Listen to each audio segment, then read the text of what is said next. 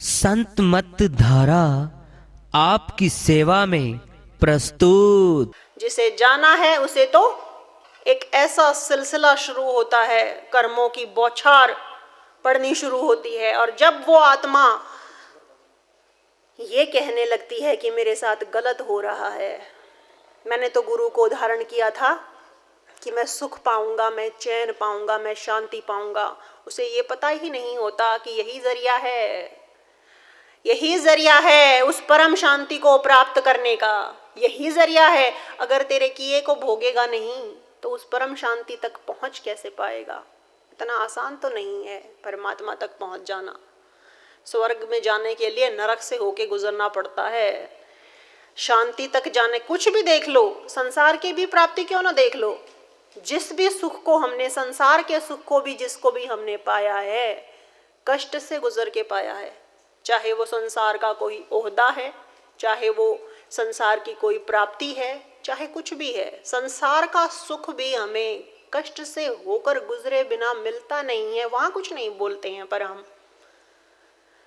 वहां तो हमें पता ही नहीं है कि उसे लगता, वहां लगता है प्राप्ति हो रही है, और जैसे ही गुरु की शरण में आके विश्वास कांपना शुरू हुआ, वहीं पे काम बिगड़ना शुरू हुआ। ऐसी आत्मा, मेरी गुजारिश है, जिसे प्राप्ति चाहिए, जिसे ईश्वर चाहिए, उसे तैयार रहना पड़ेगा इस सिलसिले में से गुजरने के लिए, बिना चीत्कार के, बिना शिकायत के, बिना किसी पे दोष लगाए, अपने आप का कर्म अपने आप पे धारण करके इस दरिया से गुजरना पड़ेगा।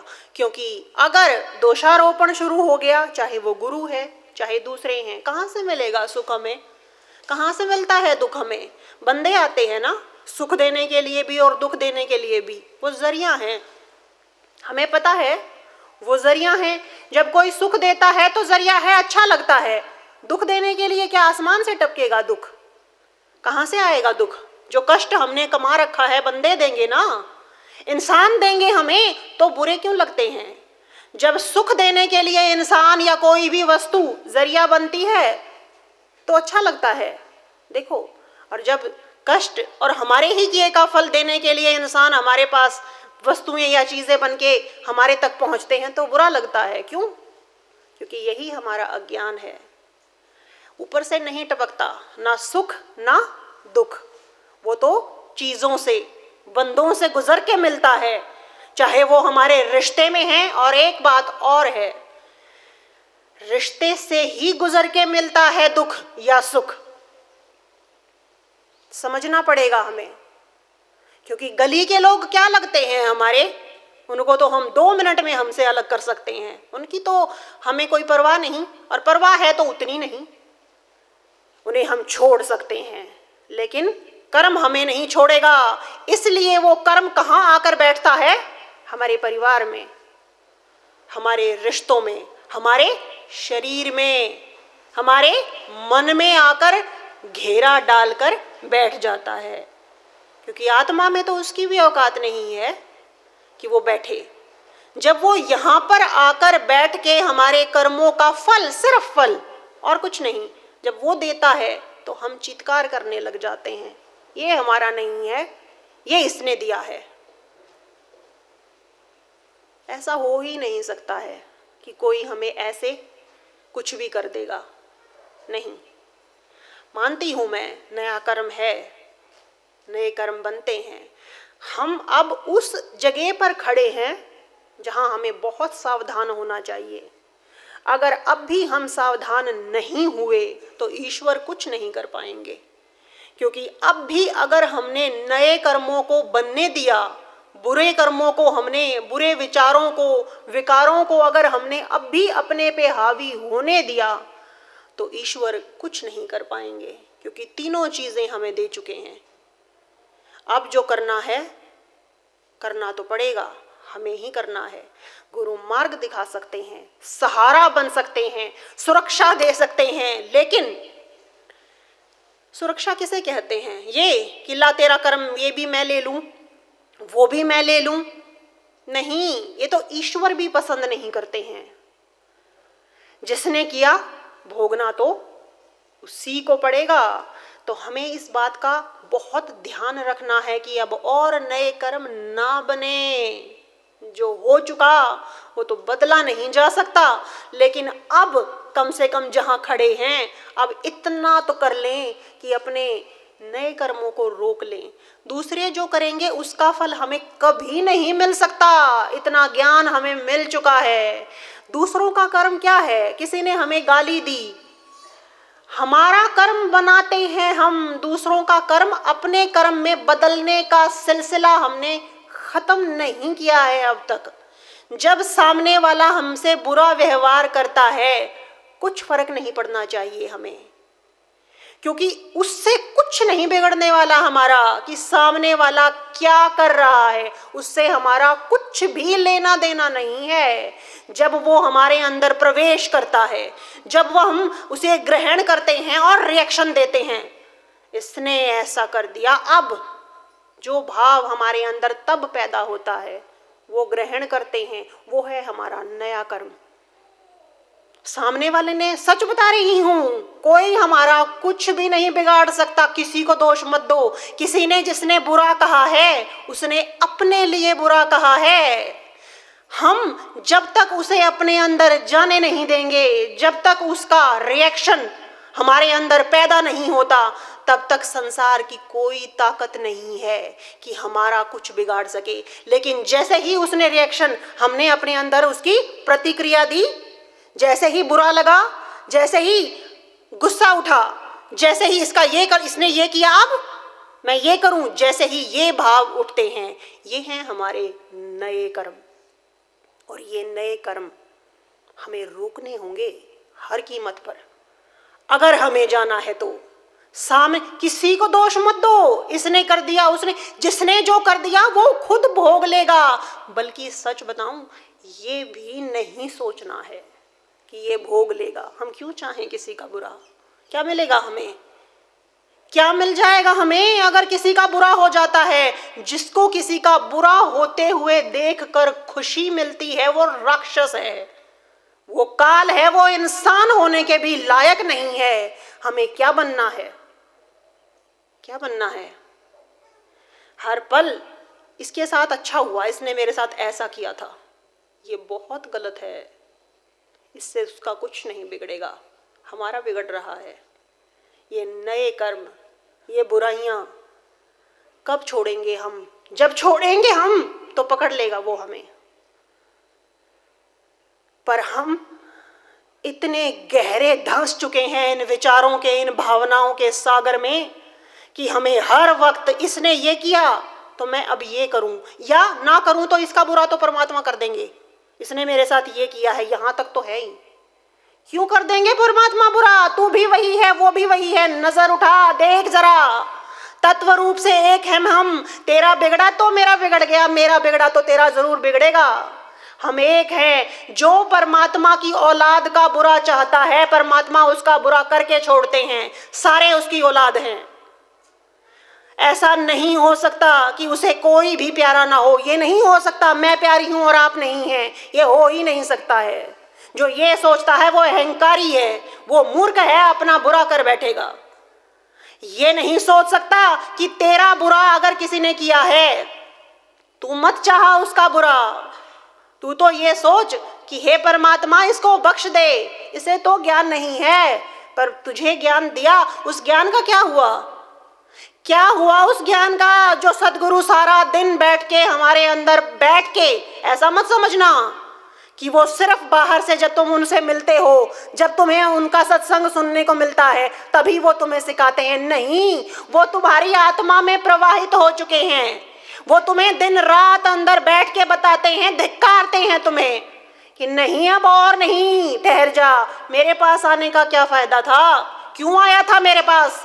अगर यही सब करना था, ठहर जाएं हम, फिर तो गुरु कुछ करें। जो हमने संसार में देखा ही है, जो अगर हमारी दो औलाद हैं, दोनों में से हमें पता है एक हमारी कहने से ही उठ जाएगा, एक ऐसा है जो हमारे कहने से भी नहीं उठेगा। हम किसको कहते हैं? हम कहना छोड़ देते हैं उस औलाद को जो हमारे कहने से बात मानता नहीं है, हमारे अंदर संकोच पैदा हो जाता है कि इसको कहने से फायदा क्या है।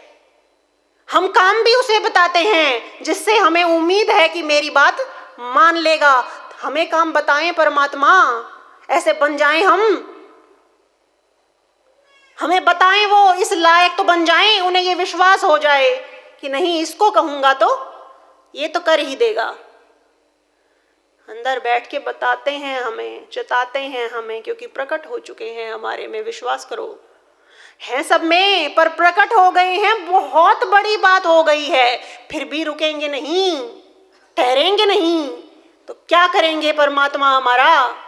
क्या कर पाएंगे वो हमारा? कर तो लें पर कर नहीं पाएंगे, क्योंकि ऐसा हो नहीं सकता जब तक हम नहीं छोड़ेंगे।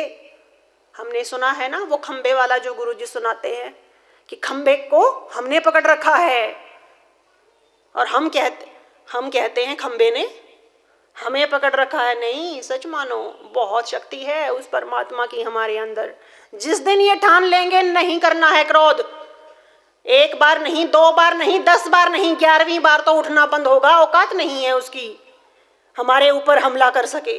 हमला करेगा, जितनी बार उसे धिक्कारा जाएगा उतनी बार उसकी शक्ति समाप्त होती जाएगी, और जितनी बार उसे ग्रहण किया जाएगा वो राक्षस बनता चला जाएगा। क्या बनाना है हमें? सींचना है उसे। जब आए तो मोड़ दो, आएगा। ये मत समझना कि इतने पवित्र नहीं हो पाते ना हम। चलते ही कौन? बच्चे को देखा है हमने, पैदा होते ही कोई चलना शुरू नहीं करता। उस प्रक्रिया से बच्चे को गुजरना ही पड़ता है। पहले बैठ भी नहीं पाता, उसके बाद क्रॉल भी, और ये सारी प्रक्रिया होती है साधक की। शुरू में ही गुरु की शरण में आए और क्रोध आना बंद हो गया, ऐसा नहीं होता है। समय चाहिए, कोशिश चाहिए, जबरदस्त कोशिश चाहिए, क्योंकि एक्शन का रिएक्शन, क्रिया की प्रतिक्रिया उतनी ही जबरदस्त होती है। जितना जोर से धकेला जाएगा चीज वापस, उतनी ही ताकत से आती है। तो हमें गुरु तब शक्ति दे पाएंगे जब हम अपनी पूरी ताकत से उसे धकेलना शुरू करेंगे। जब तक हम ही ग्रहण करते जा रहे हैं तो गुरु कब तक रक्षा करते चले जाएंगे? ऐसा होना भी नहीं चाहिए। ऐसा क्योंकि अपने आप की कोशिश के बिना तो रोटी भी मुंह में नहीं जाती। परमात्मा क्या खीर हैं, उठाई और खा ली? नहीं मिलेंगे ऐसे जब तक हमारी ताकत दी है ना हमें। जब संसार के लिए इतनी ताकत लगा सकते हैं हम, इतनी ताकत लगा सकते हैं, तो फिर परमात्मा के लिए क्यों नहीं लगा पाते हैं? किसकी कमजोरी है? किसने रोका? किसने है? मैं मानती हूं हम दूसरे पे कंट्रोल नहीं कर सकते, और मानती क्या हूं, सच यही है कि हम दूसरे को कंट्रोल करना ही नहीं चाहिए। अरे जब हम खुद को कंट्रोल नहीं कर सकते हैं तो हमें क्या इच्छा करनी चाहिए कि हम दूसरे को कंट्रोल कर लेंगे? अपने आप को रोकने की ताकत नहीं है हम में, दूसरे को रोकने चल पड़े हैं हम रुकेंगे तो सब रुकेगा। जब तक हमारे अंदर जिस दिन, क्योंकि हमने सुना ही है कि वो कोई संत थे, उनको बार बार बिच्छू काट रहा था या बार बार उन पे पानी डाला जा रहा था, हमने सुना है। तो ये स्थिति हम तो 2 बार भी सहन नहीं कर पाते, लेकिन गुजरना तो इसी से होके पड़ेगा।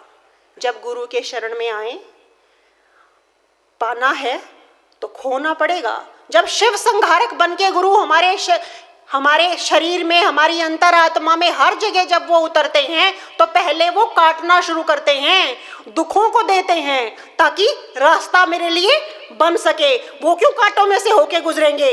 हमें क्या उनके पैरों को लहूलुहान करना है?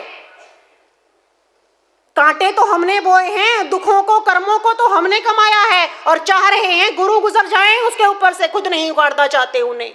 जब हमने बोया है कुछ तो कोशिश हम भी करें। उस सिलसिले को डरो मत देख के, डरो मत, अपने विश्वास को कांपने मत दो। जब दुख आएगा तभी तो सुख आएगा, जब कष्ट से गुजरेंगे तभी तो शांति मिलेगी। ऐसे तो शांति पड़ी नहीं है कहीं। इसलिए मेरी प्रार्थना है सब लोगों से, जब भी कोई दुख आए तो शुक्राना अदा करना शुरू करो, क्योंकि सच ये है कि दुख ही हमारा अपना है, वही हमें शुद्ध करता है, वही हमें परमात्मा तक पहुंचाता है। उसे ग्रहण करना, शुक्राने से ग्रहण करना शुरू करेंगे तब कुछ होगा। उल्टा है हमारे साथ, अभी तो सुख ही अच्छा लगता है। जिस दिन सुख जहर लगने लग जाएगा, जिस दिन सुख ये लगने लग जाएगा बस इसने काट दिया मुझे, इसने समाप्त कर दिया मुझे, जिस दिन ये गहर बोलने से कोई संबंध नहीं परमात्मा का, जिस दिन गहराई से ये लगने लग जाएगा सुख खा रहा है मुझे, इज्जत खा रही है मुझे, मान ने समाप्त कर दिया मुझे, जब इससे बचना शुरू करने की कोशिश करना शुरू करेंगे उस दिन शुरुआत होगी उस चीज की जिसको मोक्ष कहा जाता है। अभी तो सुख अच्छा लगता है, दुख से तो भागने की कोशिश है। जिस दिन बुलाएंगे आजा, तू ही है जिससे वो मिलेंगे, जिस दिन बुलाएंगे, अभी तो बुलाना कहाँ, जब आता है तो धक्का मारने की कोशिश है। सच मानो वही अपना है, वही अपना है, उसे शुक्राने के साथ ग्रहण करो। वो दिया है परमात्मा ने। मैंने पढ़ा था कहीं, दुख ईश्वर का घन है। घन किसे कहते हैं? हथौड़ा। हथौड़ा मार मार के पत्थर तलाश, जब कोई पत्थर को तराशता है, मूर्ति बनाता है, हमने देखा है उस पत्थर को कितनी चोट सहनी पड़ती है, किस प्रक्रिया से गुजरना पड़ता है, तब वो भगवान की मूर्ति बनता है। कहाँ कहाँ से काट डालता है उसे वो मूर्तिकार। गुरु मूर्तिकार हैं, वो काट रहे हैं। कहाँ से? किस लिए? कि हम वो मूर्ति बन जाएं जिसे भगवान कहा जाता है। तो जब वो काटना शुरू करें तो शुक्राने शुरू करो। वही है हमारे ऊपर गुरु की रहमत। वो जो हमने सुना है, गुरु कुम्हार शिष्य कुंभ है, घड़ घड़ काढ़े खोट, अंतर हाथ सहार दे, बाहर मारे चोट। तो वो जब बाहर चोट मारते हैं तो समझ जाओ गुरु ने काम करना शुरू कर दिया है। वो सिर्फ पुचकारने के लिए नहीं है। पुचकार से क्या मिलेगा? डांट से मिलता है। क्या मिलेगा? प्यार से क्या मिलेगा? डांट से मिलता है। इज्जत से क्या मिलेगा? दुत्कार से मिलता है। तो मिलना है तो उसे ग्रहण करो जिससे मिलता है, जिससे खोना है, जिससे मिटना है। उससे क्या करोगे ग्रहण करके? ये है वो चीजें जिसे परमात्मा ने हमारे ऊपर बरसा दिया है। वो सारी चीजें जो वो दे सकता था वो सारी दे डाली उसने, दे डाली। मिट्टी ले आया कुम्हार, उसे बनाना क्या है? उसके हाथ में है। मिट्टी हमें कुम्हार भी बना दिया परमात्मा ने, दे दिया हमें वो मिट्टी को कि घड़ ले अब अपने आप को। क्या घड़ेगा अपने में से? हमारे ऊपर है, सच में हमारे ऊपर है। विश्वास करो, रोक लो उस चीज को जो तुम्हें काट रही है, बढ़ाओ उसे जो बना रहा है। अपने ही हाथ में है। ये मौका नहीं मिलेगा बार बार। रोज सांस घटती है, रोज मौत आती है, रोज समाप्ति होती है। इससे पहले कि ये जीवन भी, बड़े जीवन समाप्त करे हैं हमने, अनगिनत जीवन समाप्त करे हैं हमने। ये जीवन समाप्त हो जाए उससे पहले मेरी गुजारिश है आप लोगों से, ये मौका मत जाने देना। बार बार नहीं मिलता है। साहिब ने क्या कहा? मनुष्य तन सबको पता ही है, मुझे लंबा करने की जरूरत नहीं है। मेरी गुजारिश यही है कि ये बार बार नहीं मिलेगा। जिसे अब तक गुरु नहीं मिला वो गुरु धारण करो, पहुंचो वहां तक। जिसे मिला है वो ये सब करो, क्योंकि गुरु को शर्मिंदा मत करो। हर जगह यही सुनने में मिलता है। क्या सिखाया तेरे गुरु ने? हमें वो बनना है जिससे हमारे गुरु का नाम हो। पूछे लोग किसकी शरण में जाती है? जो ऐसी बन गई। क्या थी और क्या बन गई? क्या थी? वो तो थी, लग चुका। जो चला गया वो तो वापस नहीं आएगा, आगे बढ़ा पड़ा है। ऐसे बनो जिससे गुरु की, परमात्मा की, उसकी भक्ति की शान बढ़े। मेरी गुजारिश है बस, अब और नहीं। समाप्त करो ये सिलसिला। प्रेम से बोलिए श्री सद्गुरुदेव महाराज की